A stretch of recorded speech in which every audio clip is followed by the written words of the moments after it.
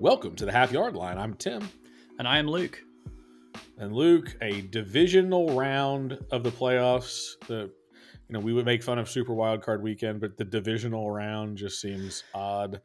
The most boring sounding of all of the playoff rounds, as we said last week. But actually, probably the best weekend of football, reliably, I would say most years, is the divisional round. Yeah, and it wasn't a great weekend of football this weekend, but relative to some of the other stinkers we've had, it probably does qualify as one of the better ones this year. I would say it was entertaining, right? I wouldn't say the quality of play was all the way around fantastic in all these four games that we're going to talk about on today's podcast, but there were some highs, and I think there was definitely some fun to be had watching them, which is more than we could have said for the wildcard round, apart from, one game was all blowouts, albeit one of them was a surprise blowout, but, they were not the most exciting viewing second halves in the world. However, before we dive into that, a little bit of news, rumor, conjecture, leaking about your Tennessee Titans today. Yes. It's been confirmed, Tim. Oh, is it confirmed? It's so sneak preview to those behind the podcasting curtain. Tim and I were chatting before the podcast. Are we ready? Anything we need to talk about? And I purposefully did not mention this in the hope that because I know Tim's been working all day, I could break news to you on the podcast, Tim. Breaking away. And if you want to find more breaking news, you can follow us on all the socials at halfyardlinepod and halfyardlinepod@gmail.com. Both places we don't break news, but hey, find us anyway. Hit us up. A couple weeks left of the season. Yell at us for not breaking news. But Tim, yes, the news has broken only about 25 minutes or half an hour before we started recording this podcast, which I received via a text from my brother. So thank you, Joel, if you're out there listening. That Brian Callahan, offensive coordinator of the Cincinnati Bengals, has been named the head coach of the Tennessee Titans, filling the seat that was vacated with the firing of Mike Vrabel, which was greeted with much hooing and hawing across the NFL mediascape. Tim, I did some hurried research because we haven't had that long, and I've looked into Brian Callahan a little bit, but any sort of first thoughts from you as someone who's in the AFC North and has seen his work up close and personal over the last couple of years? Well, listen, it all depends, and it always does, on how much credit you give coaches for these things. My first reaction was it's another in a long line of early in my career, I was paired with a really good quarterback, and therefore I am something of a quarterback guru. Obviously his work with the Bengals has centered around Joe Burrow, also a decent little running back there, and a cadre of wide receivers that have been spectacular. And how much of that is he has been gifted with great players, and how much of that is he has done a great job with the talent that he's had is always the question. And, you think about Brian Daboll going to New York to fix Danny Dimes after being good with Josh Allen. And, there's had the one good year right last year, and then this year injuries and the offense kind of fell apart. That's right. You could do the same thing with Kyler Murray out in Arizona, bringing in, again, it's this kind of quarterback guru concept when I've got a young star who needs to step up. It'll be interesting to see how Will Levis compares to Joe Burrow and what Callahan is able to do with him. Obviously, that's what you're looking for. You're bringing in an offensive mind after Vrabel, clearly more of a defensive guy. 3 yards in a cloud of dust is good enough on offense for him. A couple of deep passes off play action, win the line of scrimmage battle. I think if you look at the way the Bengals have played on offense, line of scrimmage battle, not Callahan's first priority. It's getting the ball out quick. It's getting receivers in space. It's getting your playmakers the ball and letting them make plays. It'll be more fun football to watch if they're able to execute it. But if they throw 3 and out on incomplete passes over and over and over again, I think you'll be ruining the choice and wish you could get Derrick Henry out there running the ball again. Yeah, no, I think you certainly make a couple of good points there, Tim. I think two things I wanted to maybe mention just on Callahan and his kind of candidacy, which I think are notable, right? Number one, he is the son of another coach, so Bill Callahan, who people may know, was a head coach briefly in the league. He's now the offensive line coach for the Browns, who have one of the best offensive lines in football. So if we could bring him in as well, that would be great because our offensive line is trash. But I think the interesting thing with Callahan as a hire, which is he's kind of zagging a little bit versus the recent, I guess, influx or continued influx of offensive coordinators as head coaches, is he wasn't the play caller, which is obviously notable versus guys like who are getting touted, Ben Johnson, Bobby Slowick, who are being, touted as head coaching candidates. Now, That's right. it very much depends on how you look at this. I think you and I are both of the opinion that always just going after the whiz kid, oh, wow, he called such a funky game and it's fun place. Like, that's a risky proposition, and we've seen many of those guys flame out. I think it's interesting. And obviously, listen, I'm a Titans fan. I'm going to look on this positively because I want to be excited about the hire. But it does give you a bit of a kind of pause to say, well, this guy is actually more about leading and structuring and setting people up and putting them in positions and, designing, not necessarily going, hey, on 2nd and 10, let's run, play action, boot, Y cross. Like it's a different thing. Now, he'll be bringing in his own offensive coordinator at some point, who will be, I'm presuming, calling the plays. While he kind of sits as the designer. And I think it would be odd to go from an offense coordinator who doesn't call plays to a head coach that does. Yeah. And I think, that will obviously be a critical hire, as will the defensive coordinator, of course. But I think it's interesting to not bring a guy in just on the basis of he's really good at calling plays, because I think that way lies madness. I think you and I are both at varying levels of preferring a head coach who has a little bit more to his arsenal than that, right? You think of like Andy Reid, who is an offensive head coach, but obviously can command the respect of the whole locker room, knows what he's doing, appoints guys, puts them in positions to succeed. So those are kind of two nuggets. You mentioned the quarterback point. Obviously, priority 1, 2, 3, 4, and 5 is Will Levis any good? I think that's really what next season is going to be about, as he's going to go into it entrenched as the starter, no longer a rookie. And of course, Joe Burrow and his success, a lot of that has been put at the feet of Brian Callahan. Bringing in lots of LSU's offensive concepts was kind of apparently his, he was the driving force behind that. Game plan design, mixing up the run games. Let the kid do what we've seen him do well. Yeah. Putting him in shotgun, not under center as much, like making these kind of tweaks. Again, to your point, Zach Taylor's an offensive head coach. He's calling the plays. Where the credit lies, only people in the building really know, although Taylor's been very effusive about his guy, which makes sense. These guys generally support their own coaches. But he also worked earlier in his career with a little quarterback called Peyton Manning, Tim, who I believe has had some success. He was okay. He wasn't bad. He had a defense drag him to a Super Bowl there. That's all I tend to remember. Yeah, exactly. No one's really talks about Peyton Manning. He's not in the media, either. He's a very quiet guy. But yeah, so Callahan was around him early in his coaching career, and Peyton Eli Manning's older brother, right? Yes, that's the one. He does the Manning cast, I think. But Peyton Manning in a pre-Super Bowl, I don't know which number it was, but it was the Broncos Super Bowl that they won over Carolina.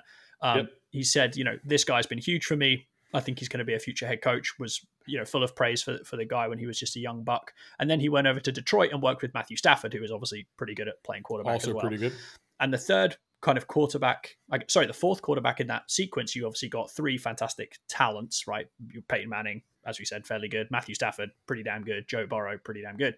But this little run at the end of the season the Bengals had post the injury to Joe Burrow with Jake Browning, where not a guy anyone had pegged as someone who will have success. That also, I think, is a feather in his cap, right? To say it wasn't necessarily just Joe Burrow lit the league on fire. It's like, well, we put this backup in who was a 5th round, unheralded dude who just played a lot of football at Washington, but beyond that was not highly touted. And we still made the offense work. We scored some points and we were pretty exciting. So as you mentioned, moving out of the Jeff Fisher ball that we have played for most of my fandom does fill me with some excitement. The last time we hired an offensive-minded head coach, Tim, was Ken Wisenhunt. That didn't go that well, so I'm trying to forget that one as quickly as possible. But I didn't like that hire at the time. In my defense, we didn't have a podcast then. But yeah, I think it's an interesting hire. I like going away from just the whizzy play caller. I like some of the things that he's been around in terms of structure, in terms of other quarterbacks, in terms of his growing up in a coaching kind of family where he learns about the importance of the offensive line and so on. Proof will be in the pudding. But it's exciting, new head coach. We'll see how it goes. Yeah, no, and obviously the Steelers not hiring a new head coach this year, but apparently in the market for an offensive coordinator. They're not interested in promoting from within, which has been the Mike Tomlin sort of strategy. So I also have some expectation or excitement around the coaching changes. But that's for us fine folks who have already been eliminated from the postseason. 4 games played this weekend by teams still in the postseason. 4 of those teams getting to continue on to play in Championship Sunday. You talked last week about Division Week being one of your favorite weeks of football. There is nothing better than sitting down on Sunday afternoon at 2 p.m. for an odd game start time and watching straight through the end of dinner. You're done early enough in the evening. You're to be honest, I quite like it. I do I too. quite like It's the my 3 and favorite. 6:30 is great. I'm like, thanks very much. 9, If I 9:30, was 10. I'm done. if I was still young, and I'm not, but when I was, I would. This was a bar all day, right? You're just sitting there with your Oh, friends watching some good early-ish football. night. Yeah, exactly. And you needed it because you Yeah, Monday yeah, morning was coming. yeah, toughy. But yeah, no, it was. This is my favorite week of football for the whole year, and it is tough for me when I have teams playing who I call them bomb the stadium games, where you're like, I don't want either of these teams to win. Like, how can I orchestrate an outcome when Yeah, neither I, the I Chiefs like to nor think the of it as, Ravens are in the yeah, Super Bowl? preferred outcome is an asteroid strike is my usual, or nuclear strike, those games. Yeah, exactly. So we'll see if we can get an asteroid to hit Baltimore this weekend. But it's still going to be fun. The football generally at this point is going to be high quality. We've talked about some bad football or bad football teams, or nobody's any good. You're down to 4 teams that have been mostly good most of the year, except for a Yeah, couple of eggs, I and think you you're can going make to the be up and argument. ready to go. I think you can make the argument it's the 4 best teams, right? It's 1 and 3, 1 and 3, and I think both the 3s you could argue were better than the 2s in their conference with Detroit, Dallas, and Bills, Chiefs. I think both of those were pretty nip and tuck. You could make the case either way. So I don't think if it was 1 and 2, obviously Dallas got bounced already, but let's say if it was the Bills over the Chiefs, you'd still be looking at probably 4 of the 5 best teams, right? If you include the Chiefs and the top. And the other teams that have made it through in San Francisco and Baltimore and Detroit. So I think it's a good group of teams going into this. I would have loved to see one of the 7 seeds, the Green Bay pull out the win. We'll talk about that game in a second. No, But the other one. Yeah, yeah.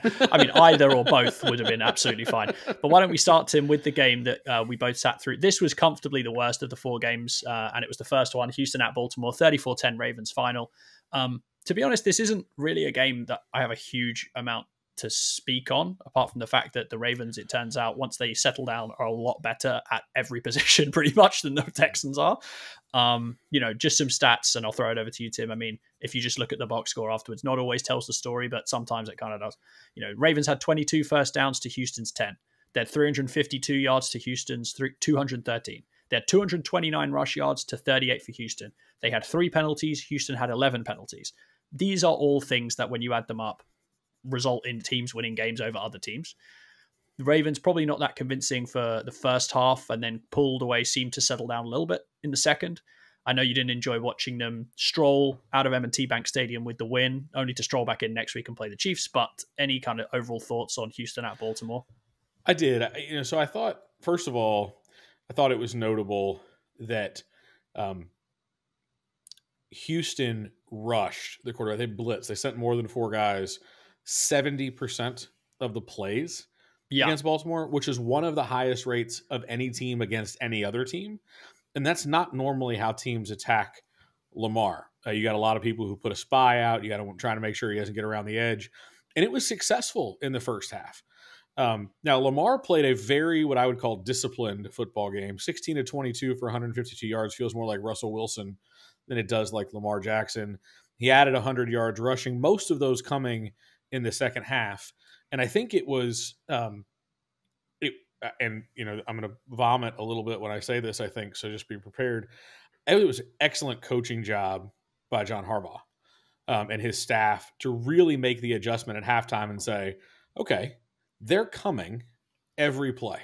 And I think that was a interesting strategy, strong strategy. Lamar this year spending more time in the pocket, trying not to run, staying on his spot. And you saw towards the end of the first half when I think he was sacked 2 plays in a row. They're chasing him all over. He doesn't want to cross the line of scrimmage for whatever reason. And I think he had been really he'd taken a lot of heat for running too quickly. You're never going to survive. You're going to get hurt. You get hurt every year. You got to save yourself. Got to be more of a passer. And clearly he's got the skills to pass. We've seen that. But that was the knock on him for a long time. And I think he's almost over-indexed the other way at times this year. And you saw that at the end of the first half. And it was almost like when they went into halftime, whether it was the coordinator or Harbaugh, whoever grabbed him by the shoulder pads and said, just run. I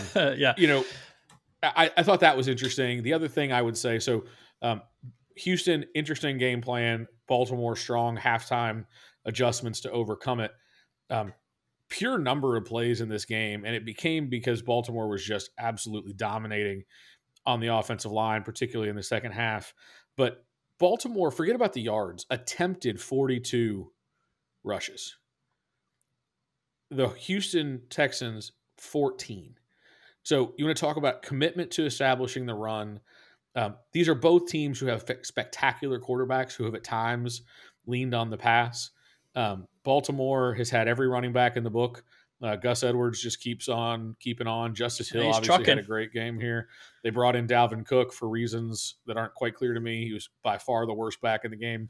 Still got 8 carries. Lamar, still their best running back and their best quarterback. But 42 rushes, I thought, was really making a statement by Baltimore. So, look, at the end of the day, Baltimore ran away with this game, but let's not forget it was 10-10 at the half. Right. And it was 10-10 at the half because Houston had committed to playing Baltimore differently. And I don't think, having watched this team for a long time, particularly recently in the Lamar Jackson era, that they make those adjustments 2 years ago, 3 years ago in the playoffs. I think this was a superior coaching job. All right, I see what they're trying to do to me. I see why they're trying to do it. I know what the adjustment is. Let's make it. And they scored 24 unanswered points in the second half to win the game. So that's how I saw that one. Yeah, no, I think a couple of really good points. I think your point around the blitz and the Ravens countering the blitz or finding ways to counter the blitz. Obviously, I think one thing to note is I felt really like Houston got tired in the second half of this game. You talk about the line of scrimmage battle was dominated by the Ravens throughout. And listen, they've had the number one rushing attack in the league, every year since Lamar's been there pretty much. And Lamar accounted for 100 rushing yards and 2 touchdowns. It doesn't hurt when you've got an electric athlete like that back in the pocket.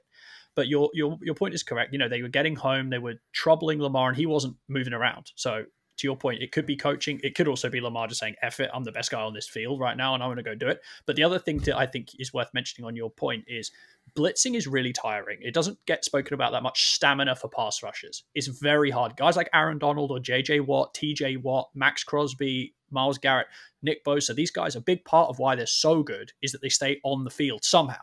Sprinting hard at huge people, running after extremely athletic, strong, fast people is tiring. So if you do it over and over again, they were having success, but then once the blitz starts to miss on Lamar and not get home or whatever, you're so concerned about containing him outside because he's so good outside the pocket, both throwing and passing. You create lanes for him. There's no one behind. Like, no spy can keep up with him. So now you've got guys who are behind or parallel to Lamar Jackson running forward who are never going to catch him, ever. And it just means that guys start to get more tired because they're chasing him all around the field all the time. All over the yard, yeah. And that means your defensive line gets tired. That means you can't stop the run as well. And Baltimore just leaned on them and leaned on them and leaned on them. And I thought second half is where you really saw, I think, that rested Baltimore team pull away. And I think you're exact spot on the coaching, but just one thing I wanted to mention on the pass rush is, as you say, if you blitz a lot, if it doesn't work and you're playing an athletic quarterback, you are opening yourself up to huge problems because your secondary is going to struggle against him in the open field. Your linebackers aren't fast enough. Where do you go from there? And the answer was you go home. No, and that's exactly right. And I, on the coaching side of it, I think they did a good job of calling plays differently in the second half. He wasn't sitting back in the pocket. They were getting him outside, a lot of rollouts, a lot of movements, move the pocket, move the spot. And that's where he was able to really, to your point, get those guys behind him. And at that point, it's good luck. So, I thought that was really interesting for Baltimore. It'll be interesting to see how they handle their opportunities next week because I think they're up against a very different challenge. But before we get to that, the other night game this week, San Francisco, Green Bay. So this is the game that had the closest scoreline, or tied for the closest scoreline. I'd love to hear your thoughts on the San Francisco Green Bay game and then the ending, because in my mind, they were two very, very different. Very, very different. Exactly. I interrupted you, but whatever you're about to say, whatever the noun was going to be at the end of that sentence, I would agree with. Bizarre. It was just a really strange game. When you've got one team that's so much better than the other team, like player for player, like San Francisco, you were just waiting for all of the mistakes Green Bay made to bite them and San Francisco to pull away and score 3 touchdowns in a row. And thank you very much. Green Bay did the same thing they did against Dallas. We spoke about it on the podcast last week. They will do the same thing because San Francisco's a front runner. They don't like chasing games. Everyone knows. I know they won this game. They just don't like doing it. And they look much crapper doing it than they do leading from the front.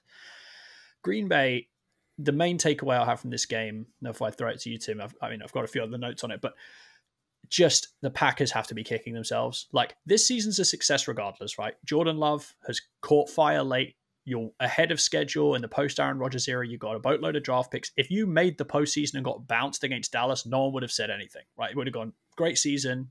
Good job, guys. We'll see you in the fall. In this game, the number of opportunities they had to put the hammer down on San Francisco was large. Obviously, the end of the game we'll talk about in a second. I mean, they dropped a pick six on San Francisco's first drive. That was a cinch. I mean, Darnell Savage ran straight into the ball. That's why you play defense. You can't catch. Sorry, defensive guys, that's the truth. Doesn't catch it. He would have scored. He would have gone in untouched from however far away he was. There was another throw later that Purdy airmailed that they could have returned for a pick six if the corner had been a little bit more alert on it.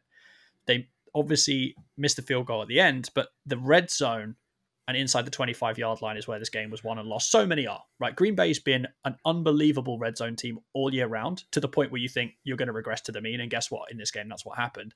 They were 2 of 5 in the red zone. But even worse than that to me, Tim, if you go 25 yards and in, so, the maroon zone or whatever you want to call it, they got inside the 25 6 times. And on 2 of those possessions, they did not score a single point. And that, my friends, is how you lose a game by 3 points. That, honest to God, Green Bay could have won this game by 20 points without even making crazy exaggerations. But the 2 of 5 Probably in the red zone, they should have won this game. No question about it. They had the chances. If you want to say they blew it or whatever, however you want to phrase it, sports talk world, go for it. But my takeaway was San Francisco got away with a big one, and they need to right the ship in a hurry coming into next week against Detroit. But Green Bay, I really wanted to just come in and say, congrats, Green Bay, you had a great year, but it does just feel like a missed opportunity, even though you're so far ahead of schedule. Well, and you and I have talked about it. There were a lot of people after that game saying, don't worry, Green Bay, you're going to be around for a long time. You got a nice young quarterback and a bunch of young talent. We all know that's not how it works. No. So certainly kicking yourself when you got an opportunity for a big upset in the postseason, you got to take it. I mean, certainly the Packers are ruining the opportunity not to go and play an NFC Championship game in Detroit. Obviously Detroit had the better of the division this year, but it's a division game. You know them better than you know anybody. You'd feel like you have a good chance, right? You're not going into Arrowhead or something. Yeah, you'd feel like, hey, we could win this game. We could be in the Super Bowl. No reason we could be in the Super Bowl. And just be the 2 seed and the 1 seed on the road. Why wouldn't you?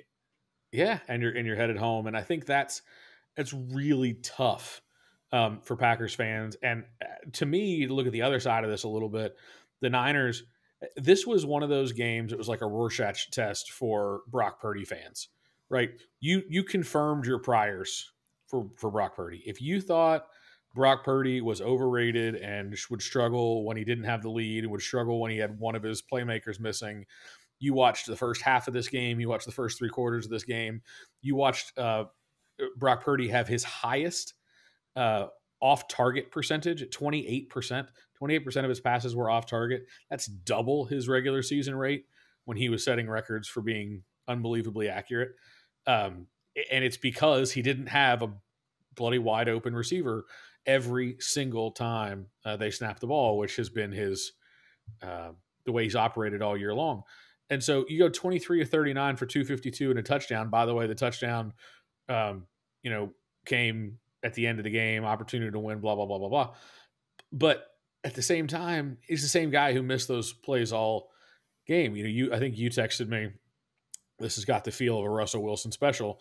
And for those of you who don't follow the pod, Luke and I absolutely abhor everything about Russell Wilson and what he stands for, most of which is he spends 3 quarters digging their team a gigantic, crater of a hole, and then sometimes plays so well in the fourth quarter that they pull it out, or somebody else plays well enough in the fourth quarter. Anyhow, the team ends up winning the game, and he is lauded as, clutch. Tony Kornheiser and Wilbon were talking about this game, and Wilbon said he was 6 of 7 on the drive that mattered. It's like, well, okay. All the Sure. drives matter. That's the other Yeah. thing. All of them matter. That's football. And to your point, when you talk about the off-target rate, Tim, it wasn't off-target like, you miss a guy. It happens, right? Brock Purdy has been so ridiculously accurate. Again, we spoke about regression to the mean, right? You're going to regress. It's similar with his turnovers. He has had so many dropped interceptions. You cannot expect him to never turn the ball over because sometimes people are going to catch them, and it happened again in this game. They didn't catch them. They catch 2 of them. This game is completely different. They get beat, and Brock Purdy sucks. So the narrative becomes very obvious. But the misses were awful. I mean, I texted you in the first half. He missed a swing pass to McCaffrey. He dirted it 3 yards in front of him.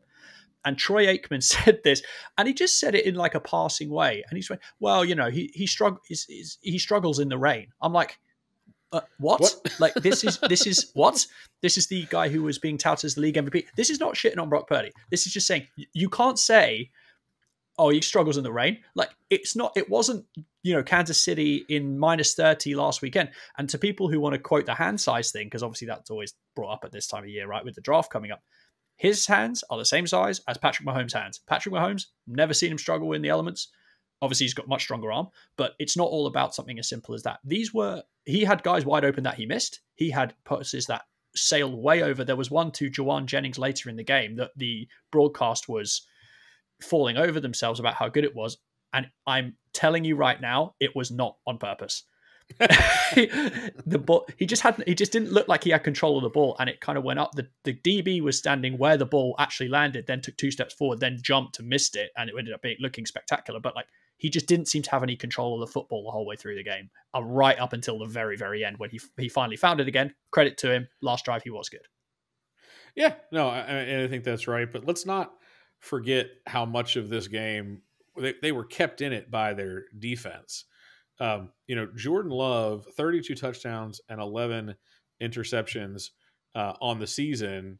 And you look at his performance in this game, which was still good, but 2 picks.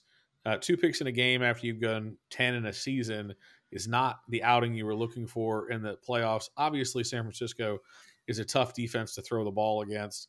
But given the lead they were playing with for much of the game, given where they were playing, kind of in the competitive balance of the game, I'm surprised that he had as many passing attempts in this game as he did. Yes, I think couldn't agree more. At the way they were gashing them, the Niners on the ground occasionally. Aaron Jones, 18 carries for 108 yards. Why only 18? And they had 28 total carries on the ground. So they found the way to give 10 of them to somebody not named Aaron Jones, which with Dylan, inactive, seems to me you're trying too hard to find something else. Just give it to the guy that's working. 18 carries, average 6 yards a carry is pretty stinking good. So I felt like they got away from the run in ways they didn't need to. I do understand one of those Aaron Jones carries was 53 yards, but if you can move away from throwing the 2 picks, if you can get more of a ground game going when you got a 7-point lead in the fourth quarter, I think you may have had a different outcome for sure. I agree. And I think what's interesting is it's actually I think it's the same story on both sides, right? Because I found the play calling from Kyle Shanahan in this game, this is a guy we always praise to the high heavens, elite run game coordinator, elite mind, feel for how his offense works. I just don't know where it went for most of this game. You mentioned Aaron Jones having a great day on the ground. Christian McCaffrey, he's the best back in the NFL. He had 17 carries for 98 yards. Brock Purdy has 39 pass attempts. Why? Yeah. Brock Purdy set his career high in pass attempts in this game.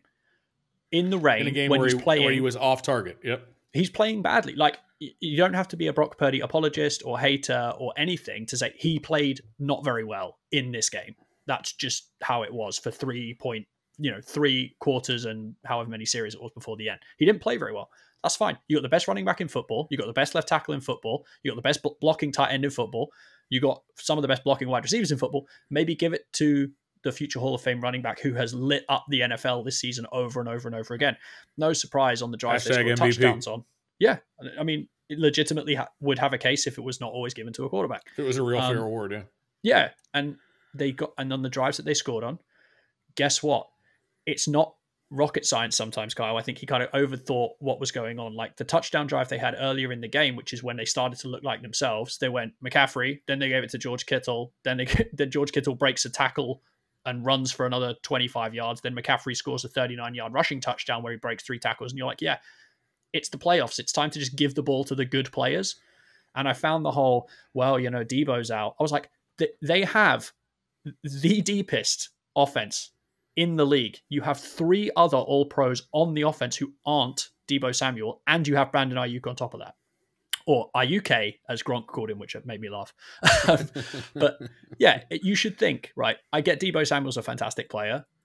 If there's one offense that should be able to absorb it and change how they're approaching a game, you would think it would be San Francisco, but they really, really struggled. And a lot of that comes down to they were behind for long stretches of this game, not by a lot of points, but they seem to be in chase mode. I'm like, give the ball to the running back. Like, sometimes it's really not that hard, and I think they made it way too hard on themselves offensively.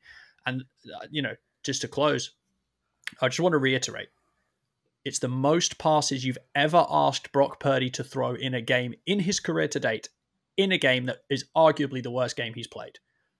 That one is going to need some explaining to me as far as offensive play calling goes. I couldn't agree with you more, Luke. I think at the end of the day, the 49ers did not have their best game, but they got the game won. And if you talk about playoff football, and I think sometimes we forget this, it's about surviving and advancing. You need a chip in a chair and you got to keep going. And the Niners survive and advance after what was not their best effort.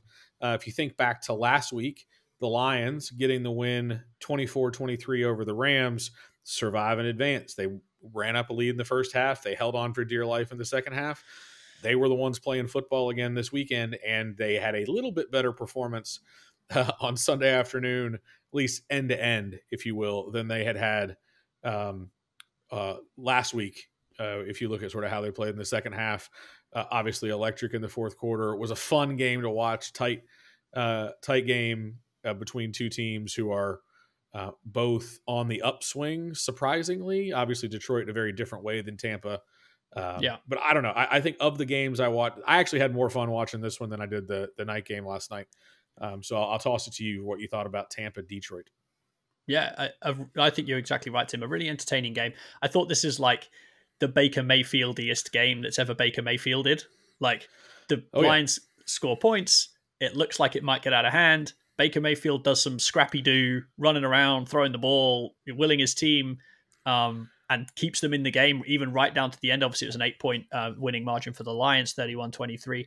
But, they were ahead by 2 touchdowns, and then Baker Mayfield's like, get the ball again, and I'm going to drive us down the field real quick and score. Mike Evans apparently doesn't age. He was absolutely fantastic in this game. It's a free agent to be. And listen, I know 30-year-old wide receivers aren't usually highly priced dream acquisitions. There are a lot of teams looking at Mike Evans going, you're still quite good at playing wide receiver. He was just fantastic. I was just blown away by how good he was in this game. But yeah, Baker was just scrapping away. Obviously, the big story in this game to me, there's 2, right? Number one is the obvious. It was the battle of the bedraggled former number 1 overall picks with a chip on their shoulder who have been shipped off, in Baker Mayfield's case, several different times, ended up on a team that suits their style, that puts playmakers around them, puts them in a position to succeed with an exciting up-and-coming offensive coordinator, Dave Canales for the Buccaneers, and Ben Johnson, who's going to be a head coach somewhere by next season, you assume, for the Lions, coaching Jared Goff. So that was the main story. But my biggest takeaway from this game, Tim, was the final play. We spoke about the Jordan Love interception briefly on the final play of the last game, which we didn't really touch on, but Sports Talk's taking care of that one for us. One of the worst decisions you were ever going to see, unfortunately, in that situation. Late over the middle, I didn't think was worth even bringing up, but don't do it. It was just never getting there. It was a 45-yard pass. I mean, the kid's got an arm, but it was the most Brett Favre thing I saw him do. It was. 2 weeks, it was. Yeah. What did the guy say when he was the Minnesota coach? You remember when he was in Minnesota and he threw across the field against the Saints, was it? And the guy was saying, "This isn't," what did he say? "This isn't Atlanta," or something like that. It was quite funny.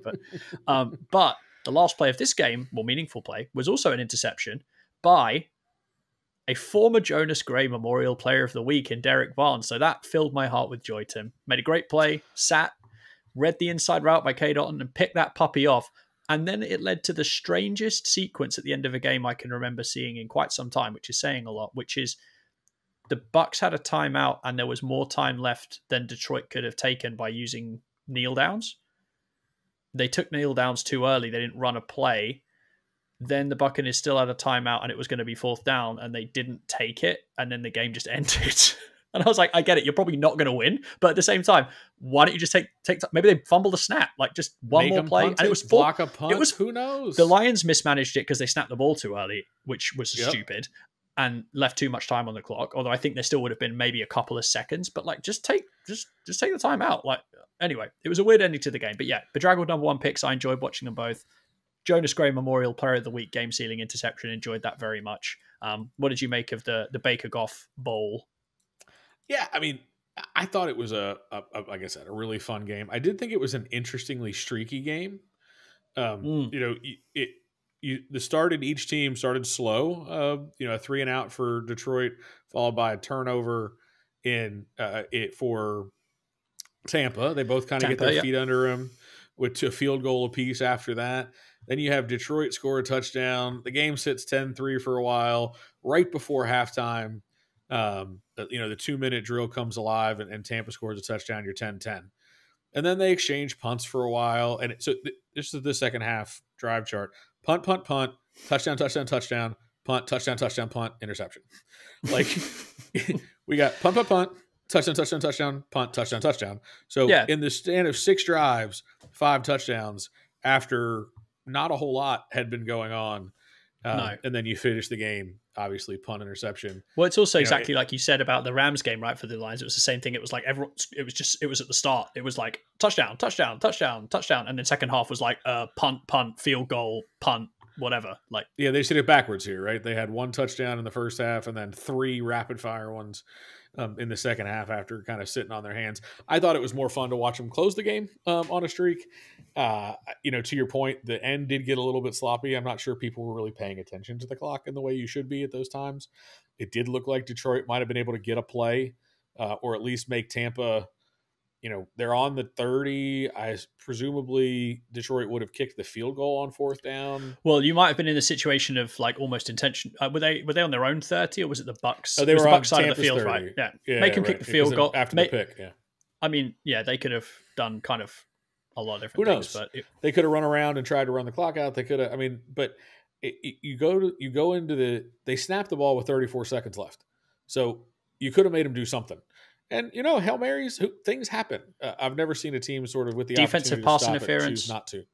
Yeah, so that's what they did. To your point, they probably kick a field goal. They probably go up by 2 scores, and it doesn't matter. Yeah. But it was an interesting to sort of that it ended that way. At the end of the day, super happy for the Detroit Lions. Tampa, you talk about a team that sort of discovered something. This is one I was going to do this as a quick hit later, but I'll bring it up now. Baker Mayfield, after the game, wanted to make it clear he would like to play football again next year, and hopefully for Tampa. That you know, I always think it's funny and Flacco is kind of a similar spot. You know, do you want to come back and play? You were unexpected. You weren't really planning on being the guy or a guy. You have a little moment. You'd like to get your cameo. It's like a job interview. By the way, I'm not dead yet. And I thought that was funny. They asked the coaching staff, you know, hey, are you interested in keeping Baker around? And a little more non-committal, like, oh yeah, I'd love to have business is business. So you never know. We'll see. But he played well. I mean, 3 picks in this game, not what he was looking for. I just thought the little job advert there. 2 picks. Give him this credit. 3 touchdowns. 3 touchdowns, 2 picks. I had it backwards. It's not Jameis Winston. But that's how I saw it. I just thought it was, that's right. Interesting to kind of see the little job advert there at the end. What do you think about Baker in Tampa next year? Yeah, it's an interesting position. I mean, it's so funny with Baker in particular because he's in this situation that sometimes happens with quarterbacks where like you've played so well, you've kind of screwed the team out of finding someone maybe better, higher up in the draft than you are. Baker played way better than I think anyone expected. He was in a camp battle with Kyle Trask for this job a year ago. Geno Smith-esque. Yeah, it is very Geno-y in its way. This year, over 4,000 yards passing, 28 touchdowns, 10 picks. That's not bad. Like, that's not nothing in this league. And listen, the Steelers will take it in a minute. He needs a job. We got a spot. if you took the packaging off, right, and just gave someone those stats, you say, would you be happy with that quarterback play? People would go, yes. Now I understand, obviously, they got Mike Evans and Chris Godwin. That doesn't hurt, but they haven't had much of a running game all year. Baker's really been playing the best football of his career to date. They're going to be picking lower down in the draft as a result of advancing in the playoffs and, making the playoffs in the first place. Are they going to swing huge for one of these quarterbacks coming up in the draft? Who knows? If I was the Bucks, I mean, there is a strong argument to say, hey, if we add some stuff here, could we be looking at a Jared Goff, with Detroit, which is, again, a similar case, obviously number 1 overall pick and so on. But, Mike Evans said he desperately wants to come back to Tampa and finish his career there. So you assume that will end up happening, one would guess. Godwin's already under contract. You've got a running back in Rashad White who's shown glimpses, but you need to improve on the offensive line, I would say. Defense has been, here and there. So I don't think they're a million miles away in a weak division, in a fairly weak conference. I think there's a strong case to bring Baker back because, frankly, the question is always, who are you replacing him with? Are you replacing him with Kirk Cousins? Right? I mean, you could go out and get Kirk. Kirk's better than Baker Mayfield. He's coming off the serious injury and he's a lot older. Do you want to do that? It's kind of, how much different is that going to be? There's no Tom Brady out there this offseason for you to go and grab.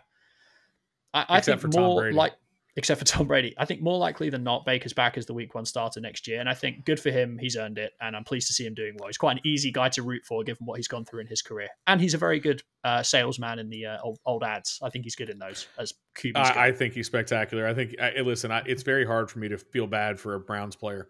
I've enjoyed watching Baker kind of resurrect his career after I thought the Browns did him wrong. But does it help him these days? But does it help that does it help, usually you're anti-Browns, right, as a Steelers fan, but does it help that this is a guy that the Browns could not wait to get rid of this guy. Then they gave $250 million to another guy who we're not going to mention. And then the guy that you shit canned and said, see you later, go play for the Panthers and the Rams and do whatever your career's done, leads the unfancy Buccaneers to a division title in the second round of the playoffs. That must make you like him a little bit more. Oh, it makes me like him a lot more. Certainly if he was resurrecting his career on the Browns, I wouldn't like him at all. No. So, no, it's a very interesting point. But on to 2 quarterbacks whose careers need no resurrecting. It was always destined to be, I'm not sure why we all pretended like it wasn't, but we were going to get a Mahomes, Josh Allen playoff game.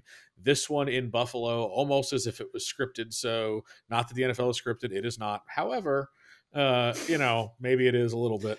This was a good start if they've begun.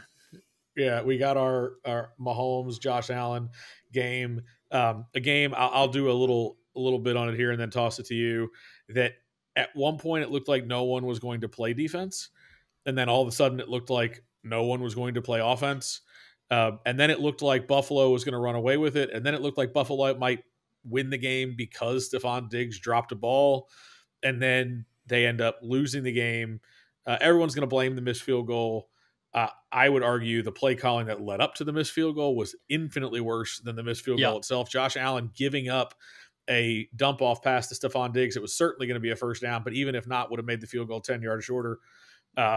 Everything about that last drive, you kind of go, huh? I feel like people forgot that the Buffalo Bills, over the second half of the season, resurrected their entire team with a power running game. And the first half of this game, we were power run. It was, and you even said at some point they're going to have to throw a deep ball. And I feel like they agreed. Like they're like, oh, you're right. We're going to throw a deep ball. We're going to throw a deep ball. We're going to throw. And then then 3 or 4 balls in that last couple of drives that ultimately didn't get completed. One was a drop. One was not. I mean, it just wasn't there. And I think it really hurt their ability to come back. So I don't know where you landed on this one, but a unique game. It was an offensive juggernaut followed by defensive juggernauts followed by hold on for dear life. And obviously any game that ends on a missed kick rather than a made kick is kind of like an anticlimactic letdown a little bit. Yeah, especially with Jim Nantz on the call. That I shouted it from my couch when I saw it happen. It was wide right. I was like, here it comes. And sure enough, wide right, Scott Norwood, pour one on the side for him. Yeah, I mean, very easy, as you say, to blame the kicker. But I just don't think realistically that's the right thing to do. As you mentioned, it was a long kick.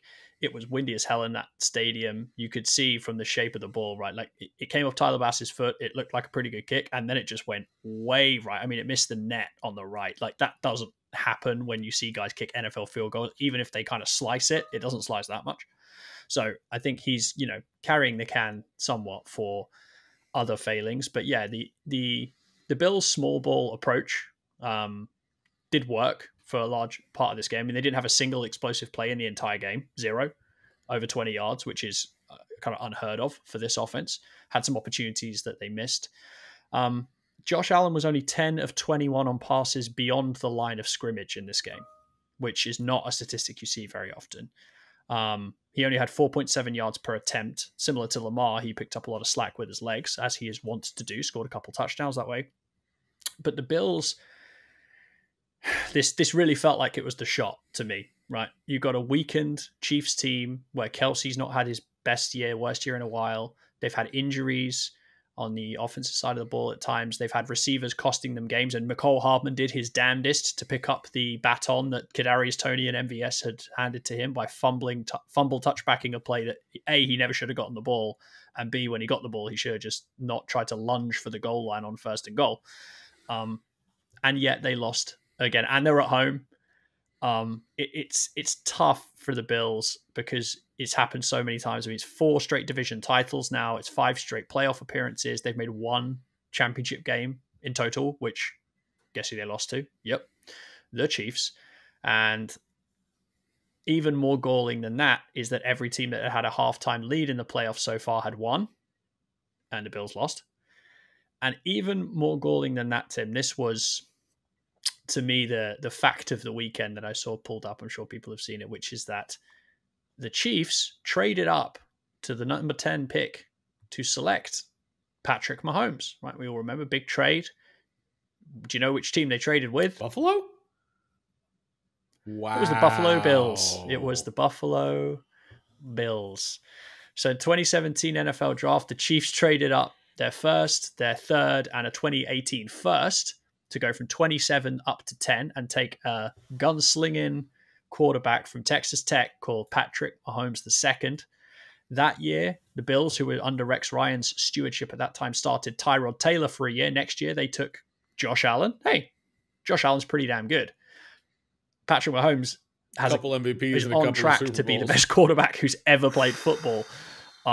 So that one's got a sting because you've literally handed this team the ability to beat you by giving them the pick that they used to draft Patrick Mahomes. It's a tough one. I mean, just on the Bills, before I get into some Mahomes, I have some Mahomesy stuff for you. We do a lot of Mahomesy stuff because, I mean, he's just so good at football. It's annoying. But the Bills projected to be $40 million over the cap next season. They really pushed all the chips into the middle of the table on this current kind of iteration to beat them, bringing in Von Miller, giving Stephon Diggs big money. Tre'Davious White's been given big money. They've let some other pieces go to try and make the slack up. This team's going to have to go through some kind of reconstruction in the offseason, and the reconstruction that they just attempted, including changing the offensive coordinator halfway through the season, did not yield the results that they were looking for, and they lost to the Chiefs again, which is a tough pill to swallow for them. But the Bills, I feel sorry for them, but ultimately I think you mentioned it, the small ball nature, once you start needing to chase, I just think it's quite hard to do that, even if you've got Josh Allen. And I feel like that was borne out in the kind of way that the game shook out towards the end. So I feel for Buffalo fans, but yet again, they kind of fell short at an agonizing hurdle.